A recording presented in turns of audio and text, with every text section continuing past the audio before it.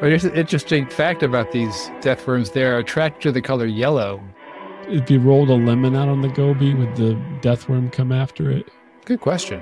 I can see a meme of a Mongolian death worm biting a lemon and then making that face, you know, the sour face. Ooh. 5, 4, 3, 2, 1.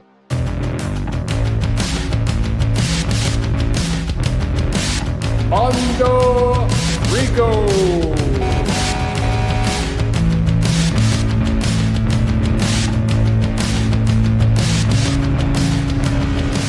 I forgot what we were talking about tonight. So how many worms do you know of? Earthworm Jim. He was a good cartoon. He had a comic book, I believe, and then they also made a cartoon. There's that little worm in Richard Scarry's Busy Town who rides around in his apple. I'm trying to think of other famous worms. There's a good old nightcrawler. Do you ever dig up nightcrawlers to go fishing or anything?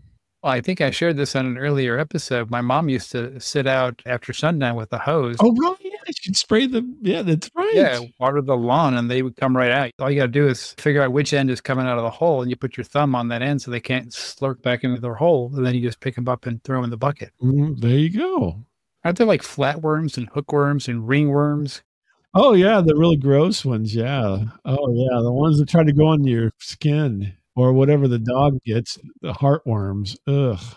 All the deadly things that are called worms typically are like the parasitic ones. They're like, don't pop out of the ground with nunchucks and start beating you over the head or anything. Yeah, you don't have to have your head on the swivel when you're walking through worm territory. Now, would you think it's Mongolian because it's very good at shooting arrows on horseback? I'm going to guess, given the anatomy of your typical worm, shooting an arrow would be very difficult. Genghis Khan and the Mongols were apparently extremely good archers on horseback. I know they're good at growing long, stringy mustaches. I think that's a Hollywood thing. You don't think Genghis Khan had a long, stringy mustache? I'm sure he changed it up.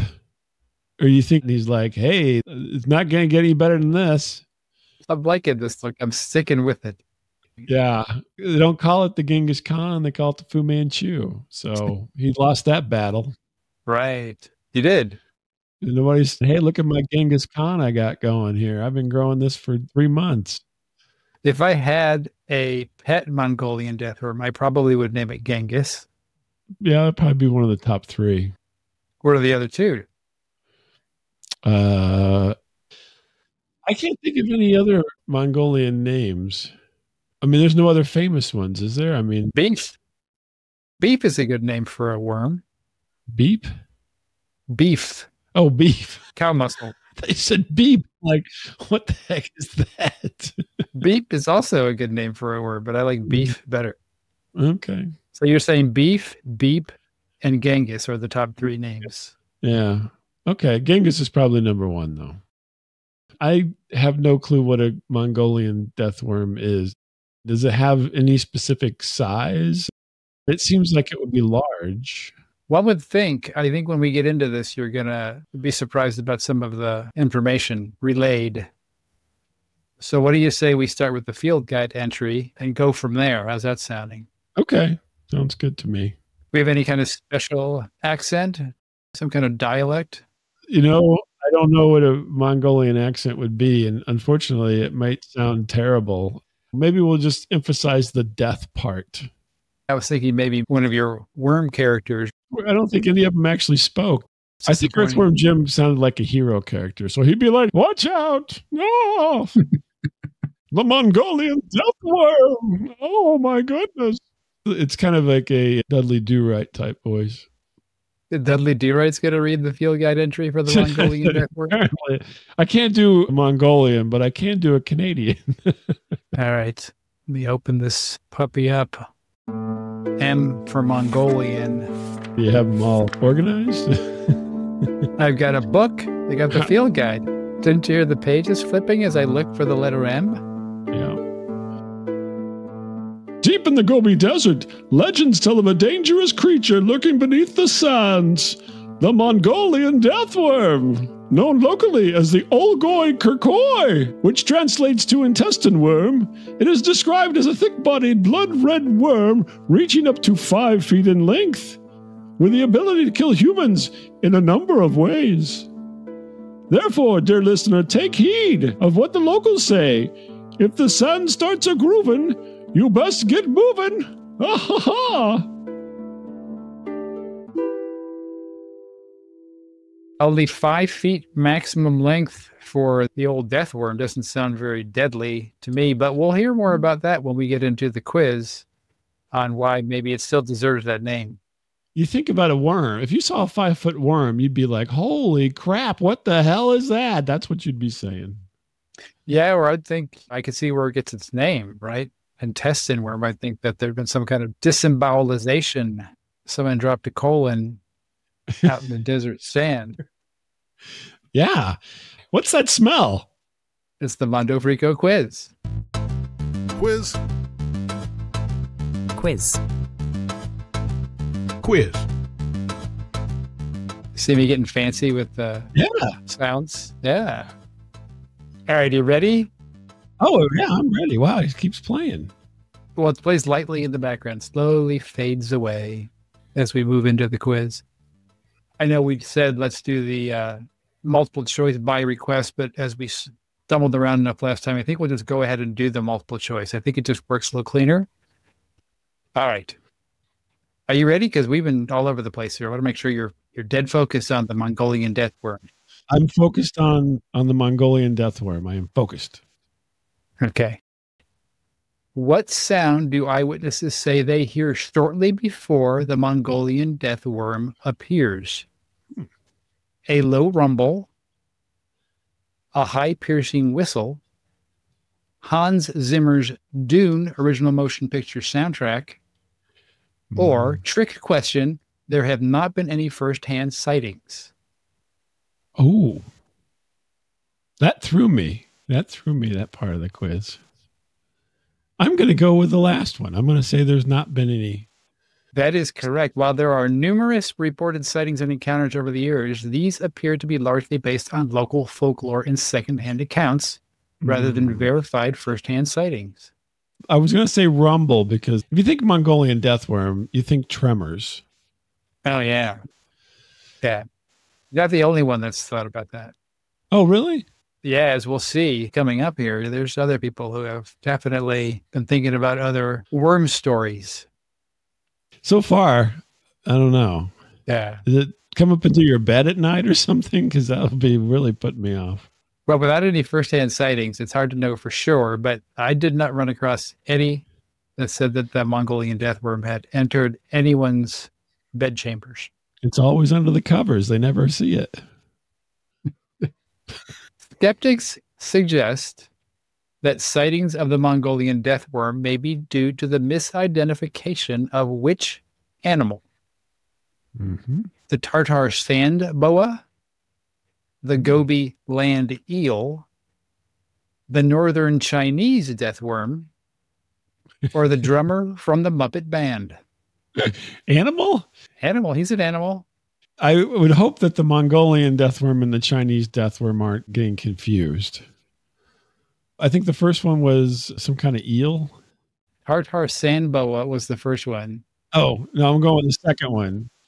The Gobi land eel? The Gobi land eel. That is incorrect. People speculate it's actually the Tartar sand boa. Oh, my God. Well, see, I said first and then I said the wrong thing.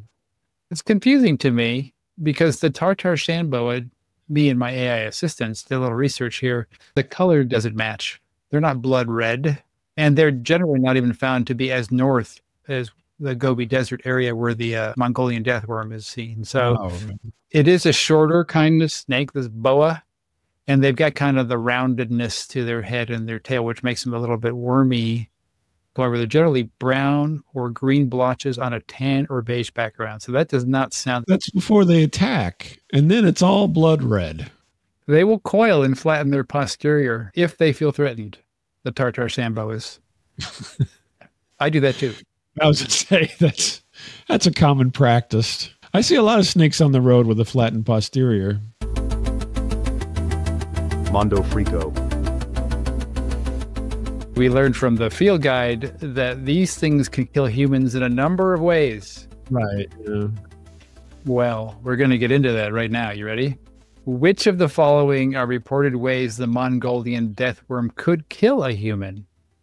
Mm-hmm. Strangulation, suffocation, and blood loss.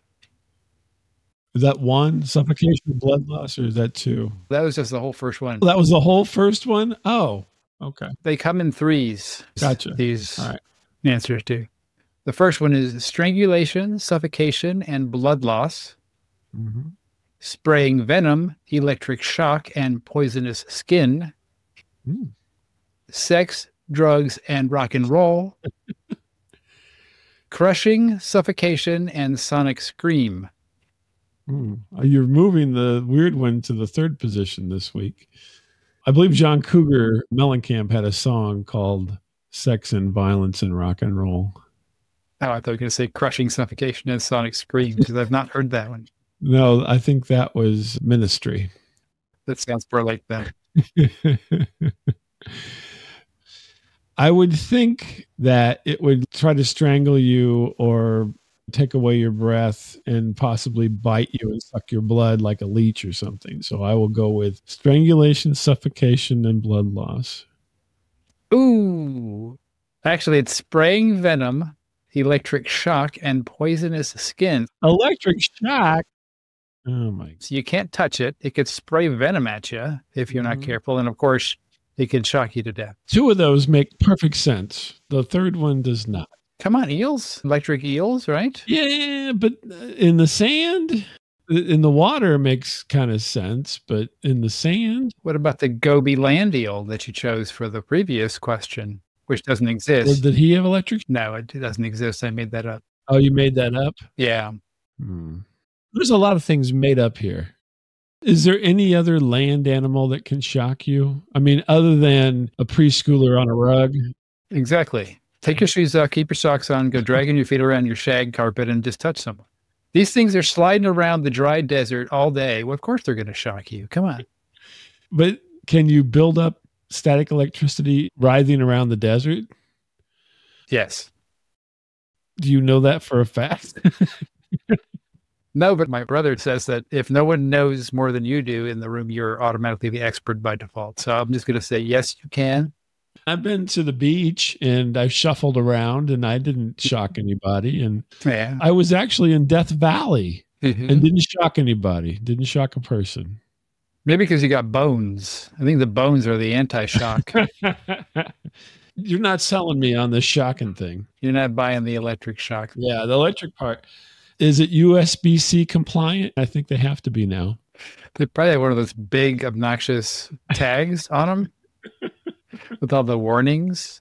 I think that this has a new thing. It's my Mongolian death charger for whenever you're got to using your phone out in the field and you got to keep charging it up. Well, we have had conversations about Mondo Frico Electronics. I think that could be one of the first products. Yeah. Mondo Frico. We're going to find out a little bit more about people who've tried to learn a little bit more about the Mongolian deathworm. Oh, do they try to capture it? Seems kind of tough. It's almost as tough as those old water wiggle things that you can't hold in your hand because they just slip right out. Yeah. Except this one, you die. Maybe if they like you, they will not excrete Yeah. poison, nor will they shock you. All right. Which explorer brought tales of the Mongolian deathworm to Western attention? Marco Polo, Dora, Roy Chapman Andrews, or Robert Falcon Scott? Ooh. Other than Dora, all very good explorer names. Dora is probably the most famous explorer. Oh, yeah, nowadays, I'd say. Yeah, nowadays. Maybe Marco Polo. He's lost his cachet. I don't think Marco Polo is really got it going on these days. Since I have no clue, I'm going to go with the last one, which was... Robert Falcon Scott? Yeah, because it sounds so darn good. Who names their kid Falcon? You're destined for greatness. Destined to soar and explore. So Roy Chapman Andrews is the actual explorer. It was between those two. I just couldn't. I'm dying with the death worm. Well, you admitted up front that you didn't know a lot about these critters, and so now you're learning. Yeah, I don't have any experience. I've never been to Mongolia. I mean, what the hell? So good old Roy, he was an American explorer and paleontologist who led several expeditions to the Gobi Desert in Mongolia in the early 20th century. Oh, really? Yeah, he made discoveries including the first scientifically recognized nest of dinosaur eggs ever found. Oh, wow. He uncovered numerous fossils, including new species of dinosaurs. They were hoping to find evidence of early human evolution in Central Asia, but instead made these discoveries that I just spoke of. He wrote extensively about his adventures, inspiring many, Bob, with his tales of exploration and discovery. Are you inspired? He also went to Jurassic Park on invitation. Did he? Yeah. Yeah, they changed his name to Dr. Grant. Dr. Grant was based on this guy because he found dinosaur eggs. I'm almost positive. What did Czechoslovakian cryptozoologist Ivan Matskele do to try and lure the Mongolian death worm out of hiding? Okay. Did he murmur, "Come here, little wormy, wormy, wormy" in Czechoslovakian? I'd have to hear it in the original Czechoslovakian to know if it's the right answer. I'm going to get one of my assistants on that while I'm reading the rest of these possible answers. Did he construct a motor-driven thumper to vibrate the sand, and was he inspired by the book Dune to do so? Mm-hmm. Did he play traditional Mongolian throat-singing music? Or did he release a flock of bleeding sheep? Okay, it's not number 2 because that's just a straight Dune reference. I am going to go with the throat music. Well, apparently, good old Ivan Matskele was a Dune fan because he literally constructed a motor-driven thumper to vibrate the sand, hoping that would bring the worms out. What? Oh, my gosh. Can you believe it? He took 3 trips into the Gobi Desert. In 1990, he led an 8-week expedition using his thumper device. No success. In 1992, 2 years later, he conducted another 8-week search, this time using small explosives. You know that expression, you catch more flies with sugar? He didn't subscribe to it. He did. And then Throat music would have been better. I would be more attracted to throat music than thumping or small explosives. And then 6 years later, in 2004, he employed an ultralight aircraft with an attached video camera to survey the Gobi Desert. Still, nada, no death worm. Was it mentioned how he didn't like his wife? I got another idea. This time I'm going to get that bastard. Will anyone fund this expedition? Honestly, anyone. I'll fund it myself. Speaking of expedition, I think Expedition Unknown, that Josh Gates character, I think he did an episode on this as well. And still, even Josh Gates could not track down the Mongolian death worm. I didn't know that. The last question of the quiz, to show you how far-reaching and prevalent this is in Mongolian culture. Back in 1922, what description did the Mongolian Prime Minister give of the death worm? So the Mongolian Prime Minister actually said this about the death worm. Did he call it a long, horrid creature with glowing eyes? Did he call it an angry serpent worm with impenetrable scales and a flicking tail? Did he say, shaped like a sausage, about 2 feet long, without a head or legs, and so poisonous that merely to touch it means instant death? Or did he describe it as ooey gooey, rich and chewy inside, golden flaky, tender, cakey outside? I'm going to go with the number, what was number 2 again? An angry serpent worm with impenetrable scales and a flicking tail. Oh, yeah. Well, see, the third one, we already said it was up to 5 feet long, so just 2 foot long sausage doesn't sound like it. So I'm going to go with number 2. Nope, he said it was shaped like a sausage, about 2 feet long, without head or legs, and so poisonous that merely to touch it means instant death. The 2 foot thing threw me off. I thought it was longer. Oh yeah, Mondo Frico. The Gobi Desert, and you think of sandworms, obviously you think of sand, and you think of the stereotypical dune desert, right? Right. Mm-hmm. Only as much as 10% of the Gobi Desert is actually sand dunes. The rest is Asphalt. asphalt. Now, is it asphalt or asphalt? It's asphalt. Are you sure? I'm pretty sure. Let's It's not see here. asphalt, like ASSFAULT. Hey, Maggie, how do you pronounce asphalt? The pronunciation of asphalt with an S, no H varies, and there's no single universally correct way. What? So I guess we both win. Here's your breakdown. Asphalt. This is the common pronunciation, particularly in American English. Asphalt. This pronunciation is also prevalent, especially in some areas of Canada or Australia. So that must be the Dudley Do-Right in you. That's right. Oh, asphalt. And by the way, the remaining majority of the Gobi Desert is not covered with asphalt. It's comprised of bare rock, sedimentary rocks, or dry grasslands. Thank you, Maggie. So no one's ever actually seen one of these things. This is correct. Yeah. Passed down, secondhand sightings. Someone's mother used to talk about it when they were growing up, type of a thing. There was supposedly someone who claimed to have an eyewitness account. They said he saw it rise up out of the ground and attack a camel, but I think that was later proven to be not trustworthy. So this is basically somebody's older Mongolian brother played a prank 100 years ago or 200 years ago or whatever, and it stuck. Yanked out his intestine and threw it in the backyard. Oh my He's God. like, hey, did you see that Mongolian death worm? What? Yeah, it came up the toilet. Oh my God, I can't use the toilet anymore. But here's an interesting fact about these death worms. They're attracted to the color yellow. Really? Yeah, and they're known to prey on camels. I would suspect that the cryptozoologist who was out there 3 times did not dress in a yellow camel suit. Yeah, I was going to say, he didn't do the yellow, apparently. What about lemons? If you rolled a lemon out on the Gobi, would the death worm come after it? Good question. Because it's yellow.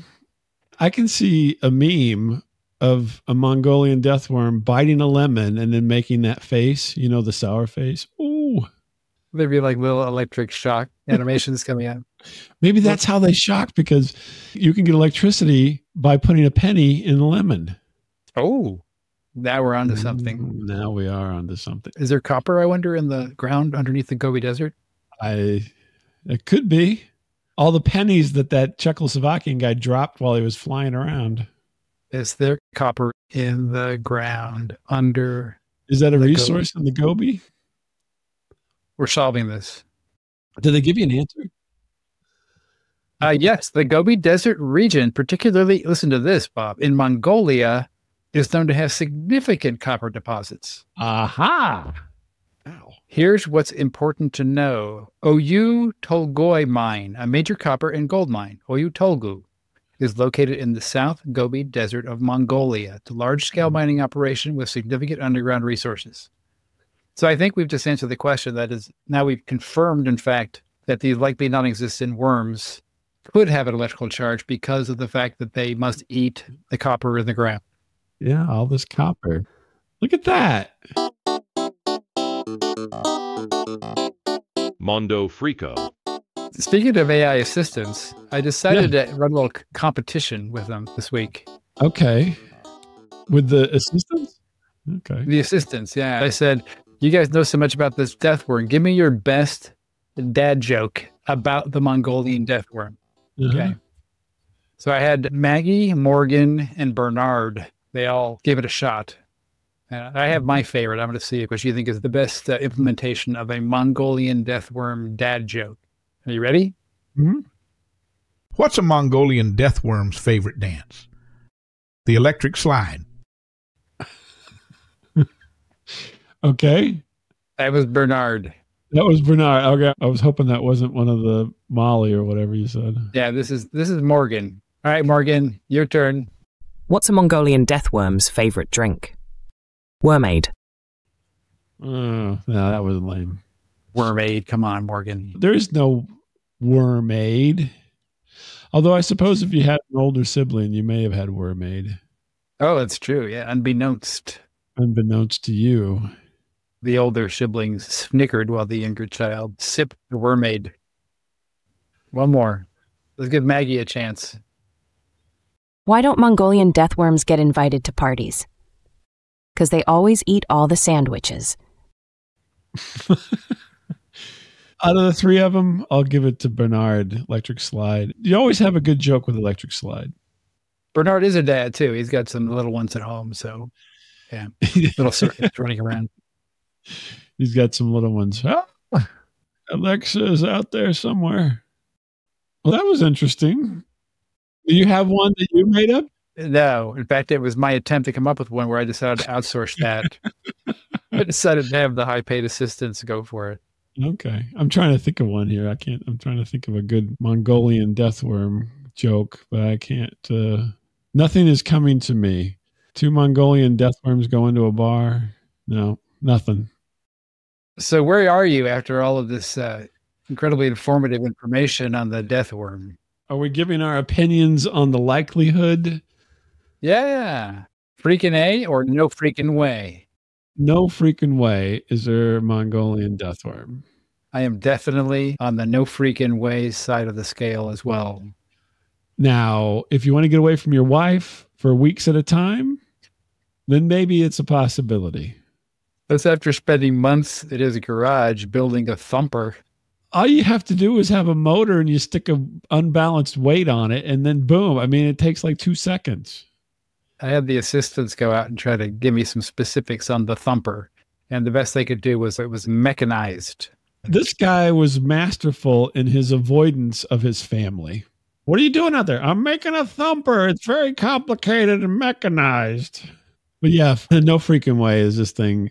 I don't even know how it sustained its popularity to this point. How did we even find this thing? I mean, the word even, the name. Apparently it's pretty deep in the Mongolian culture because it's been around for so long. That's probably why the prime minister in 1922 was talking about it, because he probably just had heard stories as a young prime minister growing up. Don't go lay in the sand. This is mothers in Mongolia to keep their kids from tracking sand into the house. Oh, you're probably right. Yeah. Don't go roll around in that sand. That Mongolian death worm is going to come get you. Mm-hmm. You know, just like they always have all the boogeymen to keep kids in line from going in the forest and everything. There you go. It's keeping them out of the sand.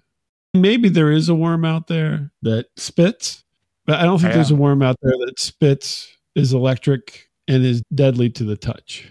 Yeah, you're stacking up the improbables. Right. There's also no real sightings. Nobody's been like, I just saw this thing, you know, it popped up. And yeah, we tried to fire up as a Mondo Frico spinoff, the Mongolian death worm sighting podcast. I don't think it's going to have very many people. There'd be nobody. Nobody's calling in. Even in this day and age where they could call in from Mongolia, still nobody. Mondo Frico. If you happen to be in the Gobi Desert, don't pick up any errant worms because you may get shocked or get spit on or die. Poke it with a stick. Yeah, there you go. From here on out, that's the way to approach everything. Poke it with a stick. You know, I was trying to think of some analogy for how we tackle these various topics. I liken our approach to sort of dragging something out onto the sidewalk in the bright sunshine, just kind of poking it with a stick for a while and talking about it. Poke it with a stick. There you go. Why didn't we call the show Poke It with a Stick? Mondo Frico is kind of mysterious as well, but Poke It with a Stick is very mysterious. It is. They're like, what are they poking? I wish I would have had this advice earlier because my wife's out of town and she was going to get in an elevator and there was a person that was sprawled on the floor and was not responsive. I could have told her, you should have poked him with a stick. You want to pick a topic for next week? Should we do the Mondo Frico randomizer? Oh, we can do that. Mondo Frico randomizer. Do you have a song for this? I'm sure by now they're already hearing the song for this. Magic of post-production work. Randomizer, randomizer, randomizer, picking a thing. We want to go clockwise on our logo, or do we just want to go left to right on the randomizer to make it easier to remember? Well, I think we got to follow the clock, don't we? Okay, so then we're going to go with the upper right supernatural. Supernatural, ready to go. Wow. The The Overton Bridge Dogs from the 1950s to the present. I have no idea. For a second, I thought it said the Overton Bride Dogs. And I was thinking, you know, they always have those good pictures where there's dogs in real life situations. The second famous painting from the guy who did the Poker Dogs. That's right. Poker Dogs. This is the Bride Dogs. Maybe they're hanging out by the Overton Bridge. We're going to find out. Yeah, We're next going to time. find out all about it. I'll give the assistants a little heads up before we wrap up for the night. It says town. It's like O-U-N. So like noun. Next episode, we're going down to Overtown. I think, assuming that's a town. Well, it's a U. It's not a W. It is not. This is going to be interesting. Stay tuned. Or don't stay tuned because you're going to wait for a while. But Go live your life and then listen next time. listen to podcasts, preferably ours. Yeah, the basement tapes. Check those out. There's lots of content there now. Yeah, there's other things. Yeah, there's a lot of stuff. Something for everyone. Yeah. You like yourself some Kentucky Goblins? Yeah, little aliens or robots. We don't know. Don't give it away. Shh. Don't ruin the surprise. All right. I think we're going to call it a show.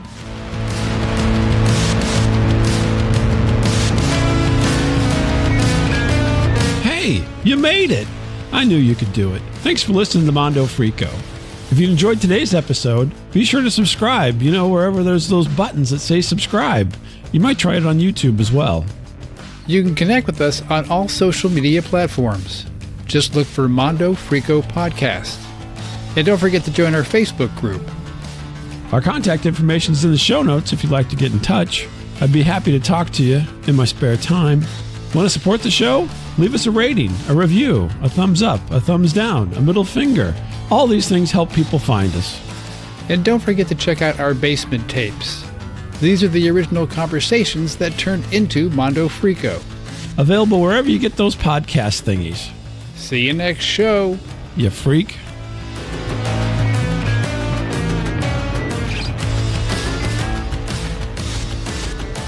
I don't know how big your forearms are, assuming they're standard sized. This French company, Le Fountain, came in with their mouth bidets and nobody liked them. It was mostly noodles and meat. What? Where? Noodles?